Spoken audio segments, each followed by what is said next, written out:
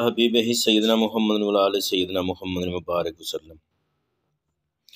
हज़रत अबू ज़र गफ़ारी रज़ियल्लाहु अन्हु फरमाते हैं कि मैंने हज़ूर अकरम सल्लल्लाहु अलैहि वसल्लम से पूछा कि या रसूलल्लाह सल्लल्लाहु अलैहि वसल्लम अम्बिया कितने हो गुज़रे हैं। तो आपने फरमाया 1,24,000। मैंने अर्ज़ की कि हज़ूर रसूल कितने हैं। तो करीम आका ने फरमाया कि रसूलों की तादाद 313 है। मैंने अर्ज़ की या रसूलल्लाह सबसे पहले आने वाला रसूल कौन है। तो आका दो जहां ने फरमाया सबसे पहले रसूल हज़रत आदम अलैहिस्सलाम है। मैंने अर्ज़ की कि या रसूलल्लाह कि हज़रत आदम अलैहिस्सलाम नबी मुरसल थे। नबी करीम सल्लल्लाहु अलैहि वसल्लम ने इरशाद फरमाया, हाँ अल्लाह ताला ने उन्हें अपने दस्ते कुदरत से तख्लीक किया, उनमें अपनी रूह फूंकी और उन्हें खूबसूरत शक्ल अता फरमाई। हज़रत इब्ने अब्बास से रवायत है कि हज़ूर अकरम सल्लल्लाहु अलैहि वसल्लम ने फरमाया, क्या मैं तुम्हें अफसल फ़रिश्ते की खबर ना दूँ। फ़रिश्तों में सबसे अफसल जबरील अमीन अलैहिस्सलाम है। नबियों में अफजल तरीन हज़रत आदम अलैहिस्सलाम है। अय्याम में सबसे अफजल फ़जीलत जुम्मतुल मुबारक की है और महीनों में रमज़ानुल मुबारक सबसे अफजल महीना है और रातों में शब कदर की रात की फजीलत है और औरतों में मरियम बिन्नत इमरान सबसे अफजल हैं। काब अबार रहमतुल्लाह फरमाते हैं कि जन्नत में सिर्फ आदम अलैहिस्सलाम बारिश होंगे और किसी की दाढ़ी नहीं होगी। आप अलैहिस्सलाम की दाढ़ी स्याह और नाफ तक लंबी होगी। जन्नत में कोई शख्स कुन्नियत नहीं करेगा, लेकिन हज़रत आदम अलैहिस्सलाम की वहाँ भी कुन्नियत होगी। दुनिया में आप अलैहिस्सलाम की कुन्नियत अबुल बशर है और जन्नत में अबू मुहम्मद होगी।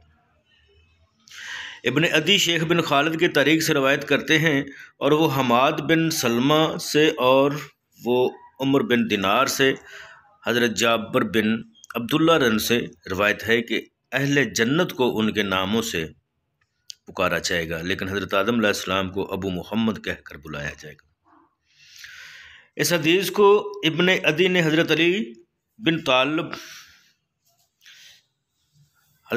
अली बिन अबी तालिब रज़ियल्लाहु अन्हु से रवायत है कि हर लिहाज से ज़ईफ़ है। हदीस मेराज में रसूलुल्लाह सल्लल्लाहु अलैहि वसल्लम का जब हज़रत आदम अलैहिस्सलाम से गुज़र हुआ तो आपने आप आसमान दुनिया पर तशरीफ़ फरमा थे। आपने रसूलुल्लाह सल्लल्लाहु अलैहि वसल्लम को नेक बेटे और साले नबी के अफ़ज़ाल से खुशामदीद कहा। रसूलुल्लाह सल्लल्लाहु अलैहि वसल्लम ने इरशाद फरमाया कि उनके दाएं बाएं कुछ लोग थे। जब आपने दाएं तरफ देखा तो हंस दिए और बाएं तरफ देखा तो रो पड़े। मैंने पूछा, है जबरील अलैहिस्सलाम ये क्या मामला है। हज़रत जबरील अलैहिस्सलाम ने बताया, ये हज़रत आदम अलैहिस्सलाम हैं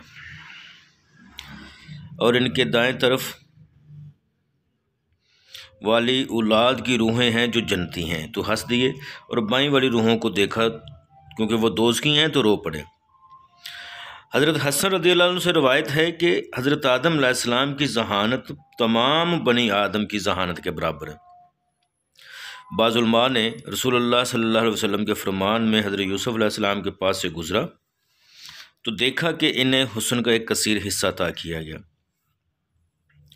फरमाते हैं कि उसका मफ़हूम यह है कि हज़रत यूसुफ अलैहिस्सलाम का हुस्न आदम अलैहिस्सलाम के हुस्न से आधा था और यही सही है, क्योंकि हज़रत आदम अलैहिस्सलाम को अल्लाह ने पैदा किया और उनको अपने हाथ से शक्ल व सूरत अता की है, उनमें अपनी रूह फूंकी और ज़ाहिर है कि उसने इन्हें तमाम चीज़ों से ज़्यादा हुस्न व जमाल बख्शा है। हज़रत उमर रज़ियल्लाहु से रवायत है कि अल्लाह ताला ने जन्नत को पैदा फरमाया तो फ़रिश्तों ने अर्ज़ की कि परवरदिगार ये जन्नत हमें अता फरमा दे। तूने बनी आदम के लिए तो दुनिया बना दी है, यहाँ से खाएंगे और पिएंगे। तो अल्लाह ताला ने फरमाया, मुझे अपनी इज़्ज़त व जलाल की कसम, मैं अपने हाथ से तख्लीक किए गए आदम की औलाद को उस मखलूक की तरह नहीं बनाऊँगा जिसको मैंने कहा हो जा तो वो मार्ज़ वजूद में आ गई। और दूसरे मुहद्दिसीन की भी कई तरह से रवायत करदे एक हदीस में आता है कि रसूलुल्लाह सल्लल्लाहु अलैहि वसल्लम ने इरशाद फरमाया, अल्लाह ताला ने हज़रत आदम अलैहिस्सलाम को अपनी सूरत पर पैदा फरमाया। उलमा ने इस हदीस पर गुफ्तगू की और इस बारे में बहुत सारे मसाले का जिक्र भी है जिनके ज़िक्र की यहाँ गुंजाइश नहीं। शीश के मानी अतिया रब्बानी हैं। उनकी वजह तस्मिया ये है कि अल्लाह ताला ने हाबील के कत्ल के बाद हज़रत आदम अलैहिस्सलाम हज़रत हव्वा को इस साले बेटे की सूरत में नेक बदला अता फरमाया।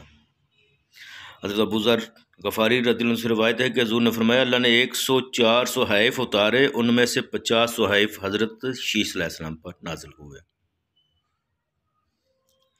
मोहम्मद बिन इसहाक़ का कहना है कि तमाम औलाद आलम का सिलसिला हज़रत शीस अलैहिस्सलाम से जा मिलता है, क्योंकि आपकी बाकी तमाम औलाद से नस्ल नहीं चल सकी, सब की सब नस्ल नेस्त व नबूद हो।